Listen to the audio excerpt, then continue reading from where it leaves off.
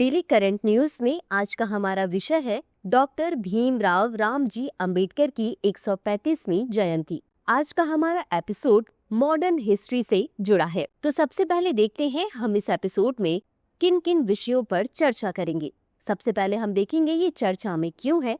उसके बाद हम देखेंगे भीमराव अंबेडकर जी का जीवन परिचय। उसके बाद हम जानेंगे इनके योगदान के बारे में, साथ ही जानेंगे इनके द्वारा किए गए महत्वपूर्ण कार्यों के बारे में और अंत में देखेंगे आज के अभ्यास प्रश्न को। तो चलिए शुरू करते हैं। आज यानी 14 अप्रैल को देश डॉक्टर भीमराव रामजी अंबेडकर की 135वीं जयंती मना रहा है। डॉक्टर भीमराव रामजी अंबेडकर एक समाज सुधारक, विधिवेत्ता, अर्थशास्त्री, लेखक, बहुभाषी, प्रखर वक्ता, महान विद्वान और धर्मों के गहन विचारक थे। आइए अब जानते हैं डॉक्टर भीमराव रामजी अंबेडकर के जीवन परिचय के बारे में। इनका जन्म 1891 में महू, मध्य प्रांत या अब मध्य प्रदेश में हुआ था। इन्हें भारतीय संविधान के जनक के रूप में जाना जाता है और यह भारत के पहले कानून मंत्री थे। साथ ही यह संविधान निर्माण की प्रारूप समिति के अध्यक्ष भी थे। इन्होंने दलितों और सामाजिक रूप से पिछड़े वर्गों के अधिकारों की लड़ाई लड़ी। यह एक प्रसिद्ध राष्ट्रनेता और सामाजिक क्रांतिकारी थे जिन्होंने समानता, न्याय और स्वतंत्रता के लिए संघर्ष किया। अब जानते हैं डॉक्टर भीमराव रामजी अंबेडकर के योगदान के बारे में। मार्च 1927 में इन्होंने महाड़ सत्याग्रह का नेतृत्व किया। बता दें कि यह सत्याग्रह महाड़ नगर पालिका बोर्ड के उस निर्णय के समर्थन में था जिसने तालाब को सभी समुदायों के लिए खोल दिया था। वहीं इससे पहले अछूतों को तालाब का पानी छूने की अनुमति नहीं थी। इन्होंने तीनों गोलमेज सम्मेलनों में भाग लिया। 1932 में इन्होंने महात्मा गांधी के साथ पुनः समझौते पर हस्ताक्षर किया, जिसके तहत पृथक निर्वाचिका मंडल का विचार त्यागा गया। साथ ही दलित वर्गों के लिए प्रांतीय विधान मंडलों में आरक्षित सीटें 71 से बढ़ाकर 147 कर दी गई और केंद्रीय विधानमंडल में इन्हें कुल सीटों का 18% आरक्षण प्राप्त हुआ। इन्होंने हिल्टन यंग कमीशन के समक्ष अपने विचार प्रस्तुत किए, जिससे भारतीय रिजर्व बैंक की नींव रखी गई।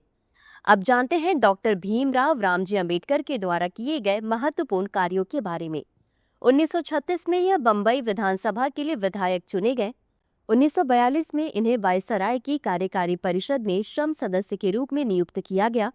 1947 में इन्होंने प्रधानमंत्री नेहरू के निमंत्रण पर स्वतंत्र भारत के पहले मंत्रिमंडल में कानून मंत्री का पद स्वीकार किया।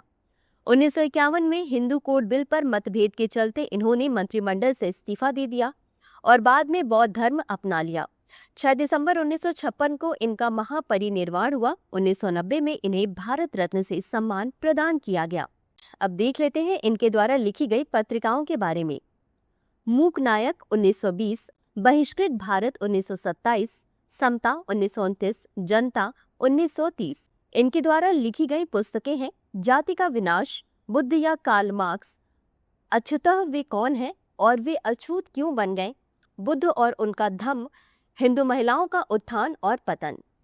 इनके द्वारा स्थापित प्रमुख संगठन है बहिष्कृत हितकारिणी सभा 1923, स्वतंत्र लेबर पार्टी 1936, अनुसूचित जाति संघ 1942।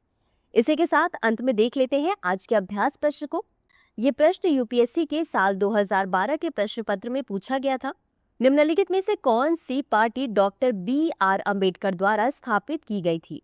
1. भारतीय किसान और श्रमिक पार्टी, 2. अखिल भारतीय अनुसूचित जाति महासंघ, 3. स्वतंत्र लेबर पार्टी। नीचे दिए गए कोड का उपयोग करके सही उत्तर चुनें।